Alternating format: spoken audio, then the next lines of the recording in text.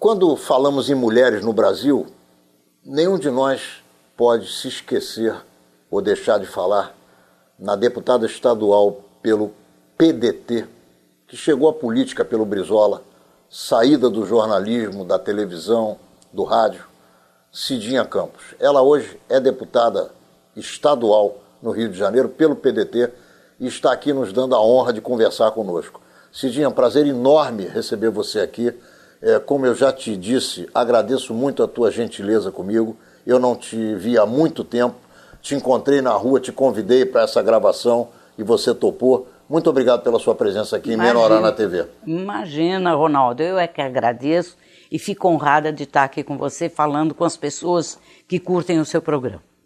Menorá na TV entrando no ar mais uma vez. Cidinha, eu conheci você através de um amigo comum que me levou ao seu programa de rádio, pela Rádio Tupi, onde eu participei em algumas oportunidades. Paulo Goldrash, ele era presidente da Federação Israelita e ele estava me treinando para ser o próximo presidente depois dele. Eu nunca tinha feito comunicação na minha vida e ele me ensinou muito e me levou até você e você abriu espaço no seu programa de rádio. A mim, você sempre pareceu uma pessoa extremamente apaixonada. Eu acompanho você na televisão há muitos e muitos anos. Quando você chegou ao Rio de Janeiro, através da televisão, da TV Tupi, me lembro muito bem do seu programa e ultimamente também do seu Cidinha Livre, o último programa que você fez na televisão brasileira. Como é que você se sentiu trocando o jornalismo pela política? Foi natural na minha vida, entendeu? Eu vou no ímpeto porque eu estava com raiva, eu queria falar o que não me deixavam falar no rádio naquela ocasião, que era o que eu sabia do Collor. E eu falei, não posso falar aqui, eu vou falar lá. E fui ser política, fui para Brasília como deputada federal. Mas eu acho que a gente, nós que fazemos comunicação, somos políticos o tempo inteiro, ainda que orientados por uma direção, porque tem jornalista que não fala o que pensa, fala o que o patrão manda. Não foi meu caso. Quando foi, eu fiquei louca da vida e fui gritar na outra freguesia. Mas eles falam o que mandam, mas é um recalque isso. Eu sempre fiz jornalismo falando o que eu queria. Eu fui falar em outro lugar. Eu me lembro de você, a primeira imagem que eu tenho de você é um programa de televisão absolutamente bombástico, onde você declarava uma paixão. Você se lembra disso? Paixão por quem, meu Deus? Por alguém que você se apaixonou, eu não me lembro mais. Mas isso tem muito tempo. Mas era um homem? O que era? Era um homem, você era casada, você se separou do marido e foi viver com outra pessoa. E foi um evento brasileiro, aquilo ali, porque você era um ídolo na televisão e aquilo mexeu com os alicerces do Brasil. Deve ter mexido com meus alicerces, claro, fazer por uma isso loucura que você dessa. fez, mas você fez. Você se lembra? A gente, quando é jovem, faz muita besteira. Quem era o novo marido? O novo marido deve ser o atual. É Ricardo Strauss. Provavelmente. É. Como é que foi aquele momento da tua vida, hein? Foi conturbado? Sei lá. Você não lembra mais? Não, eu já tô com esse marido há 43 anos. Mas é esse mesmo aí. Então é esse mesmo, então graças vamos tocar a Deus. o barco para frente. Dentro da Assembleia Legislativa, você se sente em condições de fazer mudanças? As coisas mudam através do Poder Legislativo, na sua avaliação? No Poder Legislativo Estadual, o campo que você tem para mudanças é muito pequeno.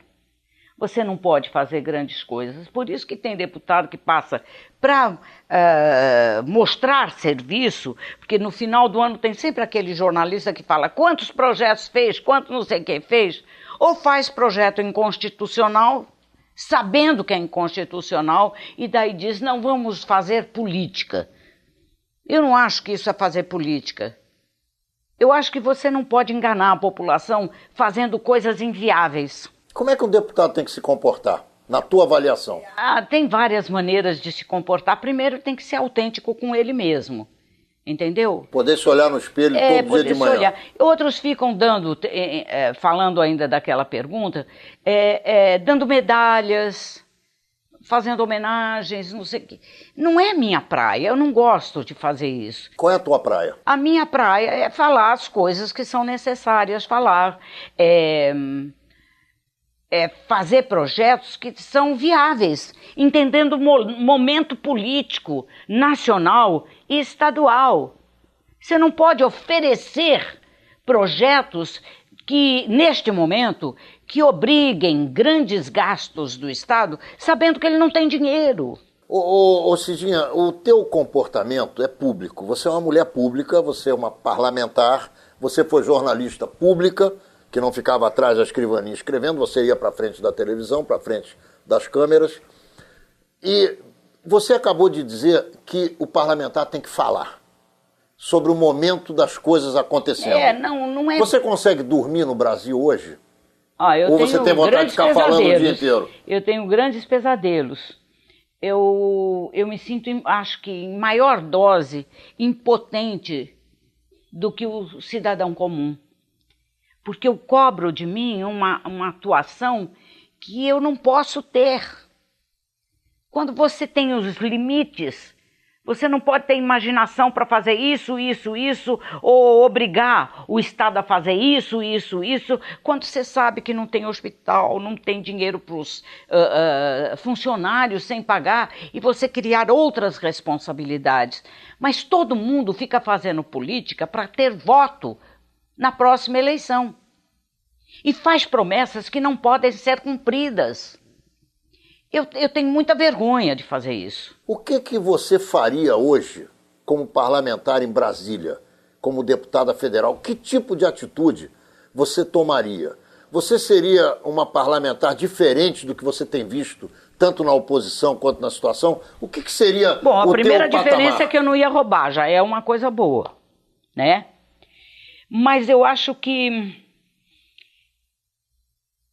precisa também parar com esse tipo de demagogia, de fazer discurso de conveniência para o momento da hora. Sabe? Vamos caçar, vamos matar, vamos prender, vamos punir. Enquanto isso, não vamos arrecadar, não vamos dar saúde, não vamos dar educação, não vamos fazer nada. Com Levski, o país está parado há 3 anos. Não há país que consiga. É que o Brasil é muito rico. O Brasil tem uma capacidade de rir da sua própria desgraça que nenhum outro país tem. Mas qual é o país que consegue viver assim? E essa Operação Lava Jato, ela não tem fim. Não é que eu queira acabar com a Lava Jato, não. Eu quero que ela seja mais ágil, ande mais depressa. Pegue todos os juízes do mundo e bote lá para resolver essa situação. Cidinha, você já se deu conta que essa Lava Jato não é nem um fiapo de cabelo do iceberg? Que a coisa é muito mais grave do que já apareceu? Eu não sei se pode ser mais grave do que isso. Eu não tenho a menor dúvida. Não, eu não tenho. Eu quero pensar que não pode acontecer nada mais grave do que está acontecendo. Olha só, nós estamos no âmbito das empreiteiras. Todos os presidentes envolvidos, os últimos presidentes todos, senadores, deputados, as maiores empresas do Brasil estão envolvidas. O que você pode achar mais do que isso? O que eu acho, não tenho dados, mas é um sentimento meu, que essas coisas todas estão focadas no executivo e nas grandes empresas. Essas grandes empresas que são os campeões brasileiros. E no legislativo. Mas isso, no executivo, no legislativo e nas grandes empresas. O judiciário ainda não foi verificado. Sei, mas o judiciário, ele é gravíssimo o envolvimento do judiciário. Mas não aparece. É claro que tem, não aparece. Porque ainda é aquela caixa história, preta. É uma caixa preta e quem tem medo. Eu, quando denunciei o provável envolvimento de alguns juízes na fraude previdenciária,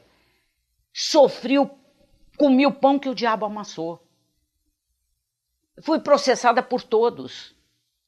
Perdi 3 dos 53 processos que acabaram com a minha vida. Então, é preciso aproveitar um momento como esse para ir fundo nessa denúncia. Tem vamos investigar quem é e punir quem é. De todos os juízes que eu denunciei, só um foi punido. Sabe qual foi a punição? Ficar em casa com proventos integrais. Ele fez tudo. Teve um momento que eu invadi com um juiz da Suprema Corte, na eleição, acho que de 94, uma sede eleitoral lá em Nova Iguaçu, e ele estava roubando tanto a eleição que se escondeu atrás de um bebedouro de água. E o juiz viu, e ele foi afastado. Não foi preso, não aconteceu nada com ele, a não ser o afastamento com o salário em casa.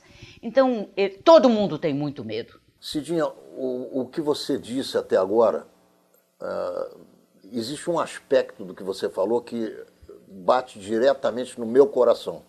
É o fato de eu estar entregando para o meu neto um país muito pior do que o meu avô entregou para mim.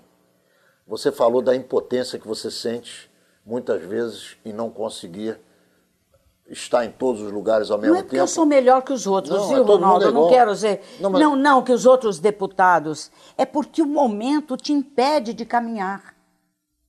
Na verdade, eu sinto o mesmo tipo de dor que você sente. E muitos brasileiros devem estar sentindo essa dor nesse momento, que é não podermos fazer nada com as nossas capacidades. Nós estamos assistindo um teatro de horrores e pouco podemos fazer. Você acha que isso vai ter fim? Ah, tem que ter. Não há mal que sempre dure, nem bem que nunca se acabe. Então eu acho que nós estamos caminhando para purgar alguns crimes e alguns defeitos graves que tem a política, o comportamento. O que eu acho é que existe também uma demagogia em alguns setores quando punem algumas pessoas e fazem coisas menores porque eles são menos importantes, mas tão grave quanto. Você entendeu? Vai para a rua e diz, caça, mata, não sei o que lá, mas ele, se puder dar uma rasteira no imposto de renda, ele dá. Se puder passar na frente do outro na fila do cinema ou no teatro ou não sei o quê, se puder, passa em cima de uma velhinha para pagar uma conta no banco. Então, esse tipo de demagogia eu não aguento mais. O politicamente correto, para mim, é um saco. Para você e para quem tem um mínimo de inteligência. Pois é, mas é insuportável isso. Você não pode falar mais determinadas palavras porque elas viraram racistas. Você não pode mais cantar certas músicas porque ofende algumas pessoas ou alguns segmentos ou algum tipo de comportamento sexual. É muito chato isso. Então você passa a vida, e sendo político é pior. Porque cada segmento desse é o que te dá voto. Então todo mundo quer ser politicamente correto, mesmo os que são contra alguns tipos de comportamento ou de coisas. É muito chato esse momento do Brasil. É muito chato. Enquanto a gente pede liberdade, a gente se cala, a gente se fecha, a gente se esconde. Você não tem mais o que falar. Eu estou aqui me controlando para não dar o nome à pessoa, entendeu? Ou dizer quais são as discriminações e as preocupações que hoje tem os segmentos sociais. Isso é muito chato. Qual é o teu pensamento sobre delação premiada e sobre prender as pessoas e elas se terem que delatar para poderem encontrar um caminho de vida independente daquele caminho do crime onde elas trilharam? Eu acho que delação premiada é bom, mas não na medida que está se fazendo. O remédio acabou virando veneno. O remédio tem que ser em pequenas doses. Tome qualquer remédio. Se você tomar um xarope, a garrafinha inteira, você vai passar muito mal. Estão enfiando pela nossa garganta a fábrica de xarope. E quem é que sobrevive nisso? Eu acho que não tem mais critério. Não tem mais critério. Qualquer um pode ser delator. Eu acho que as prisões, as conduções coercitivas têm sido abusivas. Pessoas que podem ser intimadas pelo correio. O senhor compareça à delegacia tal da Polícia Federal no dia tal. Está havendo um sensacionalismo disso que não serve para ninguém. Desacreditar a classe política, você não pode viver sem ela.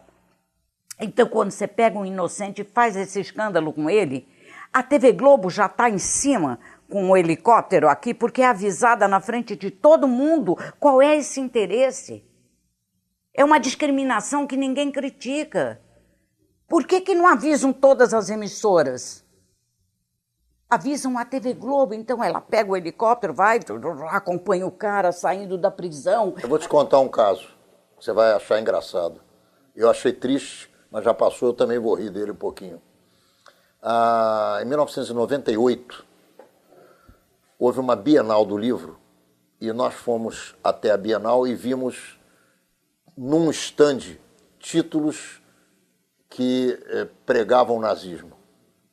Eu fui ao judiciário, na época, eu sou advogado também, além de jornalista. Fui ao judiciário e consegui uma liminar para fechar o estande, apreender os livros e continuar um processo criminal contra aqueles que estavam fazendo propaganda nazista e vendendo propaganda nazista na Bienal do Livro. Consegui essa liminar e a secretária daquela Câmara Civil que me ofereceu a liminar na época, ela me pediu que não executasse aquela liminar naquele dia. Aí eu disse, por que, minha senhora? A senhora está me pedindo? Liminar é para ser executada imediatamente. Eu não posso ter livros nazistas sendo vendidos a nem cada mais minuto, um minuto. nem mais meio minuto, nem mais um minuto. Não, sabe o que é, doutor? É que eu preciso avisar o Boechat. Ué, como avisar o Boechat? Não estou entendendo. Só não tem que avisar nada a ninguém. Mas tá bem, eu vou fazer o que a senhora está me pedindo, eu vou cumprir a liminar daqui a 48 horas. Saí dali, peguei o oficial de justiça, fui para a Bienal do Livro e fui aprender os livros e fechar o stand, como de fato acabou acontecendo. Agora, é possível que o Boechat nem soubesse disso. Eu não entendo bem como é que essas coisas funcionam. O que você me diz de um caso desse? É uma coisa... Não sei como você define isso. Esse é o compadrismo particular, eu acho. Não é o compadrismo oficial com uma empresa como a Globo. Ela é tiete do Boechat. E uma vez ligou para... É o que eu acho. Ligou para lá, foi muito bem atendida, que a equipe dele Ele ficou devendo. Ficou, e agora passou a passar informação sempre para ela. Achou a sua muito boa e disse, não, vou reservar para o Boechat. Eu acho que pode ser isso, mas é uma coisa Concordo menor. com você. Mas é uma coisa menor. O que eu vejo é o comprometimento do Ministério Público e do Judiciário com a Globo. Isso é assustador. Não tenho nada contra a Globo, não. Assisto a TV Globo, não sou xiita, não pode mais ver a Globo, vão processar, vamos... Não é isso. Eu assisto, gosto, mas eu estou vendo um momento em que está faltando respeito às instituições. Eles como é que pegam este cara da JPS, como é que ele chama? Joesley. E dão a nota antes do que todo mundo. E ele dá uma entrevista. Peraí, como é que esse Joesley pode dar uma entrevista para a revista Época das empresas Globo quando ele está tratando de uma denúncia no judiciário? É evidente que o judiciário autorizou. O judiciário não ia deixar ele dar essa entrevista, ele não ia perguntar para o Janot. Posso falar? Posso dizer alguma coisa que eu não disse aqui para lá? Claro, o cara pode ainda ser preso, porque podem cancelar aquela delação que ele fez.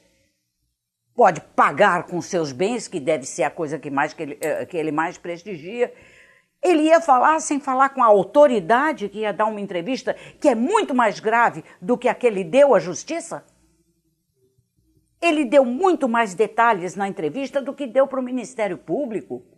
Então não pode isso. Ou é sério, ou virou zona. Estamos encerrando o primeiro bloco de Menorá na TV com Cidinha Campos. Como diz o nosso companheiro Moisés Ackerman, essa rasga o celofane. Ela vai fundo, ela conversa, olho no olho, tem quem concorde, tem quem discorde, não é problema nenhum, porque ela é uma democrata e ela sabe como é que a coisa funciona, mas o que ela sente, ela fala. Não saia daí, já já voltamos com Cidinha Campos. Estamos de volta com o segundo bloco de Menorá na TV, que hoje entrevista a deputada estadual Cidinha Campos. Minha querida amiga, você vê alguma diferença entre todos esses ex-presidentes desde o momento em que o governo militar se ausentou até o dia de hoje? Você acha que eles são personalidades que nós devemos separar ou eles estão todos no mesmo barco? Esse negócio de dizer são farinha do mesmo saco, não são. Você vê que eu tive cuidado de não usar essa expressão. O saco pode ser o mesmo, mas a farinha é diferente. Estão misturando farinha integral com farinha comum, estão botando um monte de coisa. Farinha de trigo. Muito fubá, entendeu? Então, não acho que sejam. Eu acho que o Brasil evoluiu. Pro bem e pro mal. Pro bem, pro bem. O Lula deve ter feito o M que não acaba nunca mais. Entendeu? Mas você negar os avanços que o país teve no governo dele... Também não é correto. Não é justo. Não é justo. Ele aumentou a renda, aumentou a arrecadação, fez obras enormes. Ele foi corajoso. Agora, ele fez errado, roubou, vai preso. Mas ignorar o que ele fez não é justo. Eu não gosto do governo Fernando Henrique Cardoso. Ele é hoje saudado como sendo o grande homem da política nacional. Não, não acho. Ele foi um privativista insuportável, vendeu a grandes empresas nacionais. Para mim, não foi um bom governo. Não. Mas o Lula eu acho que foi um bom governo. A Dilma não foi um bom governo, infelizmente não foi. Ela não tinha a sagacidade, o pique do Lula para comandar uma nação tão importante como essa. Mas eu acho que o Brasil evoluiu, o Brasil melhorou, sabe? Diminuiu a pobreza, aumentou o número de jovens que entraram para a universidade, tudo isso. Mas está na hora da virada, de novo. De novo, nós temos que ressurgir das cinzas. Você acredita que a Constituição é realmente alguma coisa que precisa ser preservada num país como o Brasil? Bom, eu acho que em qualquer país. Se tem Constituição, vamos respeitar. E o que é que você pensa de direta já, quando a Constituição ensina um outro caminho? Esse é o meu dilema. O meu coração grita direta já. Mas a minha consciência diz... Você tá desrespeitando a Constituição. Constituição não é uma brincadeira que você possa ficar fazendo emenda constitucional o dia inteiro. Você vê a Constituição americana, não sei, tem 20 artigos. Não, ela foi emendada 4 ou 5 vezes. Ah, sim. Ela foi emendada 4 ou 5 vezes em centenas de anos. E daí a nossa tem emenda constitucional todo dia. Você chega a não saber mais qual é a lei que está valendo. Então fica isso. Você quer mudar? Quero. O Temer pode continuar? Meu coração diz não pode. Um homem que fez o que ele fez...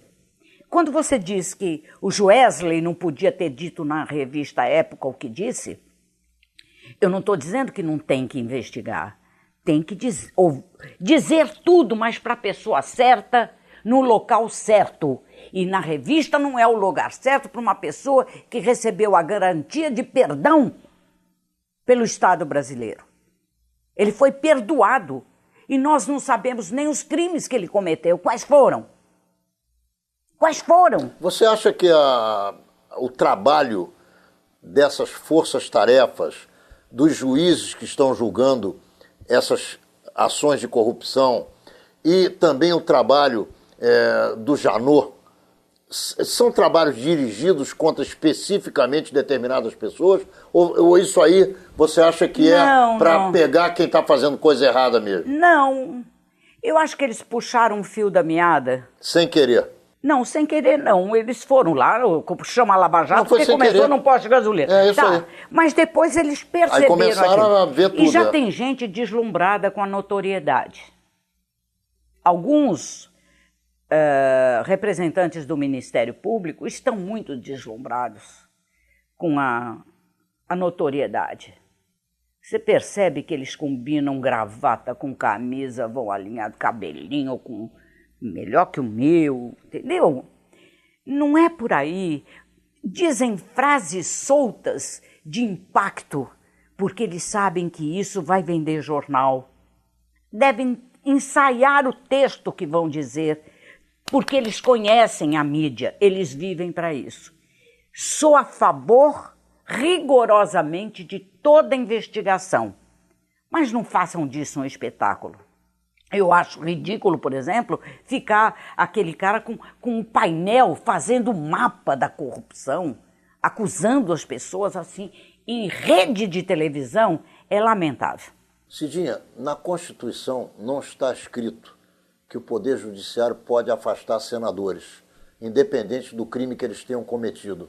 Qual é a tua opinião sobre alguns temas? O primeiro, a quebra do caso da Dilma, quando ela foi empichada e permitiram que ela continuasse com os direitos políticos fora da Constituição. Agora a questão do Aécio e anteriormente a questão da prisão do Delcídio. Como é que você vê essas questões? E agora o afastamento do Aécio.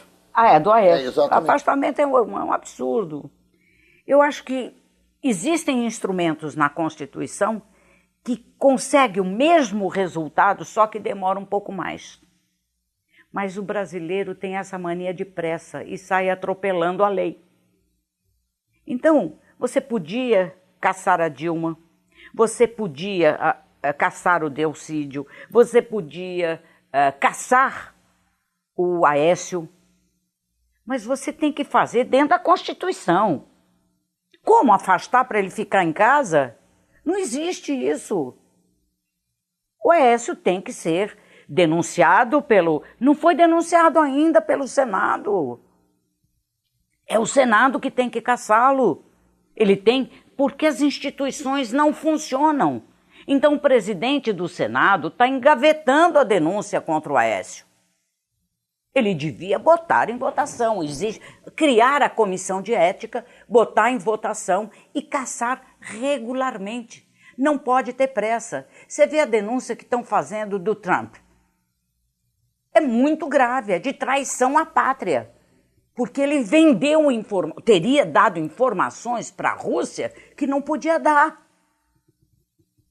E está correndo assim? Não. Estão ouvindo as pessoas, estão investigando e tal. E se ele for caçado, vai demorar. Vai ser feito dentro da lei americana. Vai ser feito pelo Congresso americano. Nós aqui caçamos no tapa. Ô Cidinha, o que aconteceu na tua vida parlamentar que você tem uma excepcional memória, que você gosta daquele fato, que pagou a entrada pela tua passagem pelo parlamento? Tem algum fato que você pudesse elencar? Tem tanta coisa boa também. Eu estou falando de coisa boa. Estou falando coisa boa, estou lembrando coisa boa, coisa que me desgastou, que me deu prejuízo, que me fez perder muita coisa, material inclusive, como a CPI da Previdência. Foi muito danosa para a minha vida pessoal, mas eu reputo como um momento bom da minha vida parlamentar, a minha luta. Ali? Aconteceu que eu denunciei os fraudadores. Naquela época, a justiça não tinha sede de justiça como tem agora. Os pilantras ficaram todos soltos. Teve um que eu enchi tanto a justiça que ele acabou preso, que era o César de la Cruz Mendonça Rieta, um argentino que entrava no sistema de informática da Previdência e mudava a dívida das empresas. Ele fazia isso do escritório dele. Então esse cara foi preso, mas Não teve a punição necessária. Ele podia, vai que ele faz uma delação premiada. Ele era ligado a vários políticos que eu denunciei e não aconteceu nada. Então, continuam no parlamento? Não sei se no parlamento. Alguns, graças a Deus, já morreram, já partiram para outra. Partiram para melhor. Eu não acho que é melhor, não. Eu também não, mas tem gente que acha. Mas eu me senti gratificada pelo meu trabalho, que eu acho que ele foi muito bem feito. Mas me senti, ao mesmo tempo, frustrada pelo resultado. Aqui a coisa demora muito. Por exemplo, eu denunciei o Eduardo Cunha desde 2000. Ele entrava no plenário e eu dizia, está chegando o ladrão no microfone. O senhor é um ladrão, um corrupto, um vagabundo. Eu dizia isso na cara dele. Ele me processou 52 vezes, 26 processos criminais e 26 cíveis. Como é que fica isso na minha vida? Você sabe administrar 52 processos? Eu sei que é um problema gravíssimo, até porque ninguém tem sangue de barata e estrutura emocional para suportar isso. Pois é, você tem imunidade parlamentar. Mas... que também não respeitam. Qualquer um pode te processar. Como é que você saiu nesses processos? Eu ganhei todos, graças a Deus. Mas com ele não era tão difícil. Difícil é quando você denuncia um juiz. E você é julgada pelo judiciário. Existe espírito de corpo. Em todo lugar existe. Na Câmara Federal. É isso que eu estou dizendo, existe espírito de corpo. Claro, em todo lugar. Mas hoje eu sou muito bem tratada pelo judiciário. O judiciário também melhorou. Porque esse Arrieta, por exemplo, era ligado ao judiciário de São Paulo, onde ele teve benesses. Eu digo que demora, porque todo mundo sabia que ele era bandido. A justiça sabia que ele era bandido. E ele foi protegido pela justiça de São Paulo. Depois, 2 juízes que o pouparam acabaram, estão presos hoje, por outra razão. Esse deixou rolar. Então, por que não investigaram o que eu denunciei do Eduardo Cunha? Foi para o Ministério Público. Quanto tempo tem isso? 2000, em 2000, tem 17 anos. E ele me processando.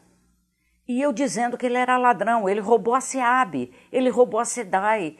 Eu não conhecia os outros roubos dele, não conhecia. Mas os que eu conhecia, eu denunciei e não foi feito rigorosamente nada.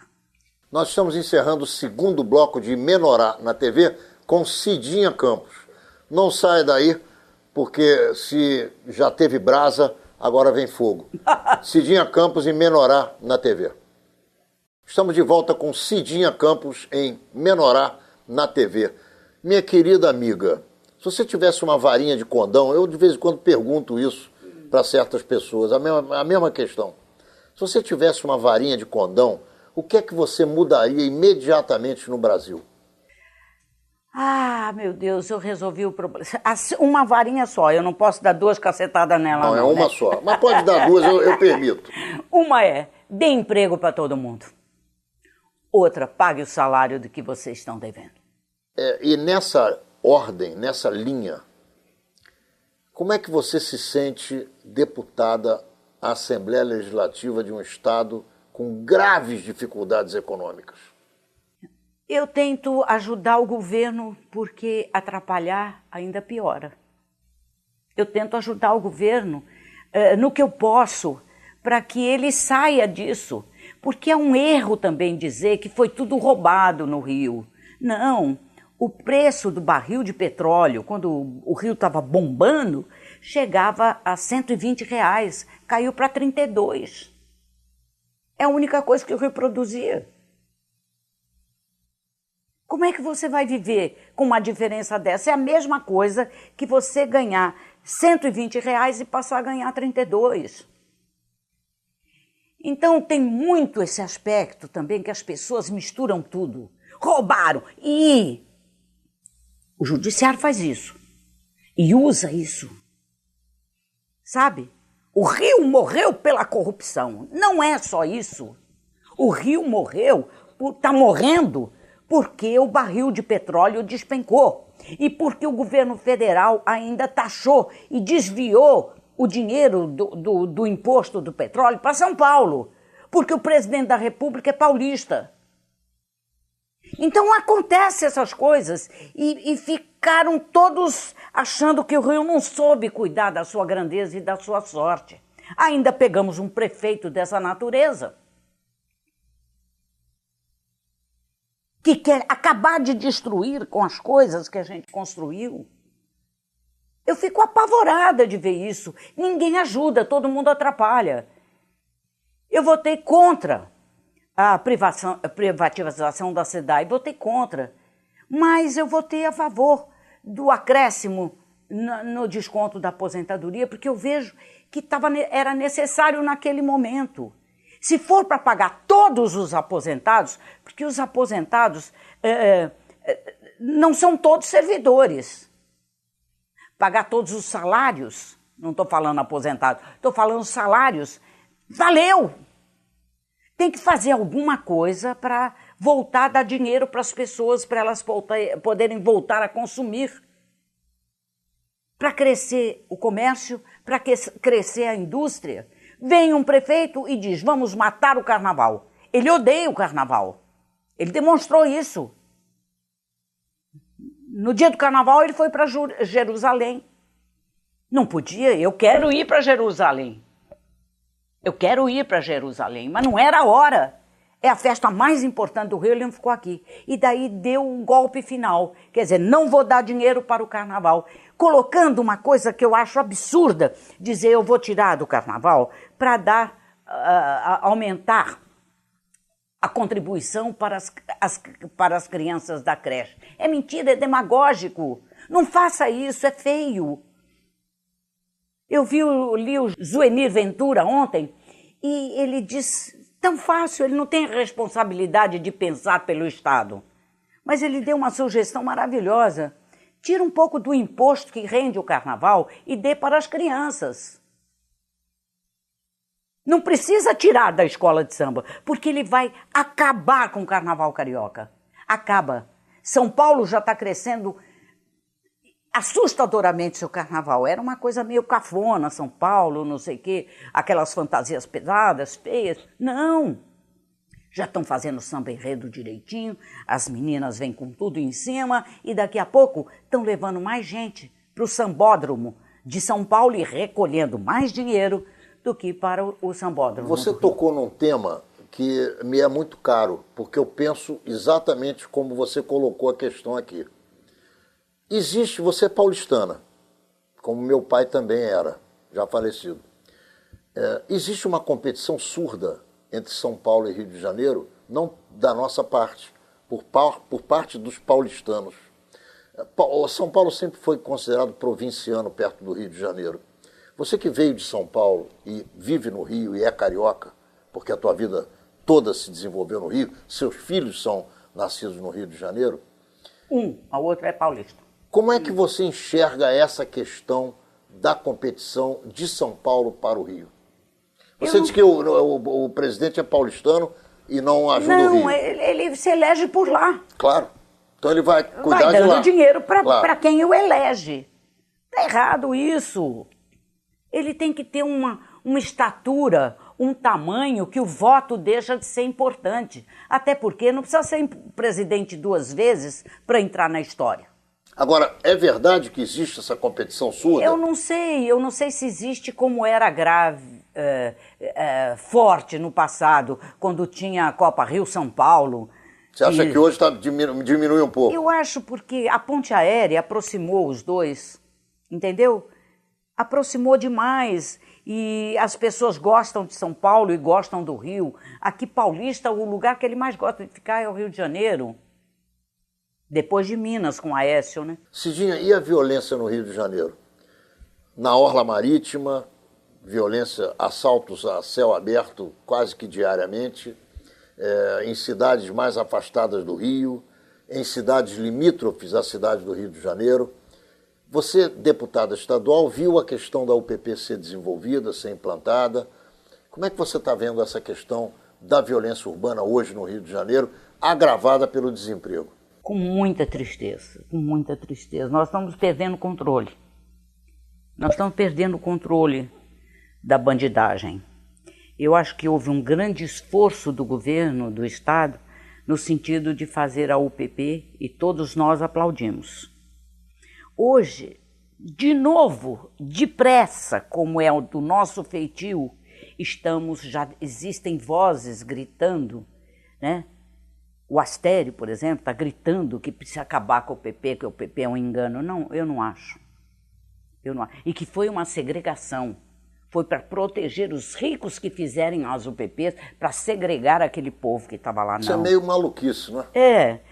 Os mais beneficiados foram eles, porque o índice de morte caiu principalmente na região deles.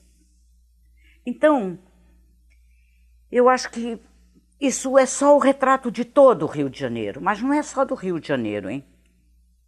Nós estamos usando, nós ainda temos a desculpa, entre aspas, de que não estão recebendo salário, de que não tem dinheiro para investimento, de que os carros da polícia estão todos quebrados e que não tem policial na rua. Não tem mesmo, não tem, mas não tem dinheiro para contratar outros, para aproveitar aqueles que já foram concursados. Nós precisamos muito deles, eles estão fazendo muita falta, porque eles fizeram concurso e não podem ser aproveitados. Fica no limbo, né? Não sabe se vai trabalhar nisso ou naquilo. Qualquer coisa que vai fazer é bico, porque a profissão dele ele escolheu, é aquela. Mas como é que vai contratar mais 4 mil para ficar devendo a mais 4 mil pessoas? Então, eu acho que a segurança degringolou no país inteiro. São Paulo é muito violento. Eu acho que o estado mais violento do Brasil hoje é o Ceará, se eu não me engano, que eu estive lendo isso. E tem Ceará e Sergipe. É uma coisa de... As pessoas perderam a noção. Eu acho que falta a família, sabe? A família é o fundamental para você resolver o problema da população. Falta você administrar uma organização familiar. Hoje o filho não sabe quem é a mãe, o pai. Muitas mães abandonam seus próprios filhos ou mandam para a rua para pedir dinheiro. Eu sei que tem aqueles que vão para a rua para sustentar a sua família, é outra coisa. É outra coisa. Eu estou falando da exploração, da falta de estrutura familiar. Não tem escola. Quando o Brizola fez o CIEP, ele foi tão criticado que eu não sei como ele resistiu. Porque não faltava crítico dizendo que custava $1 milhão cada CIEP que ele construía. Ele me disse uma vez, Cidinha, a geração que está aí não tem mais salvação. Eu quero salvar a próxima. Eu não vou salvar um homem de 25 anos, ele está feito. Eu quero fazer novos homens e mulheres. É por isso que ele fez um CIEP daquela qualidade. Mas deu ciúme na classe dominante, que dizia o seguinte: não pode ter uma escola melhor do que o meu filho, que eu pago para o meu filho. Não pode, você não pode fazer nada de qualidade para o pobre, porque as pessoas da classe média ou da classe alta não reconhecem como necessária. Se fizer escola de novo, nos moldes que o Brizola fez, e que eu visitei quase todas, dando comida, banho, ensinando a escovar o dente, dando biblioteca, dando piscina, imagina dar piscina para pobre. Cada vez que ele fazia uma piscina na escola, o povo se rasgava todo. Na seguinte eleição, o que aconteceu? Não elegemos o Darcy Ribeiro. Elegemos quem? O Moreira Franco. Essa doce figura que está lá ao lado do Temer, fazendo essa coisa nojenta que se faz pelo país. Ô Cidinha, nós chegamos infelizmente ao final do nosso papo no Menorá na TV. Eu quero te oferecer as nossas câmeras e os nossos microfones para que você deixe uma mensagem de otimismo e se despeça dos nossos telespectadores. Bom, eu sou otimista. Apesar disso tudo, a gente está num momento que quer contar o que machuca, né? Mas eu tenho esperança no Brasil. O seu povo é muito, apesar de dizerem que não, ele é muito trabalhador. Nós temos pessoas muito competentes. Eu estava lendo outro dia uma coisa fantástica de descoberta da Universidade Federal do Rio de Janeiro, que interrompe o ciclo do Alzheimer. Isso, se fosse um inglês, um francês, não sei o quê, era prêmio Nobel. Esse homem deve estar trabalhando, esses cientistas que descobriram isso, devem estar trabalhando sem receber o salário. Ou com salário atrasado, ou sem o dinheiro suficiente para pesquisa. Já pensou isso tudo apoiado? Como o Brasil seria diferente? Vamos acreditar no Brasil. Não é acreditar em quem está aí, acreditar que é possível.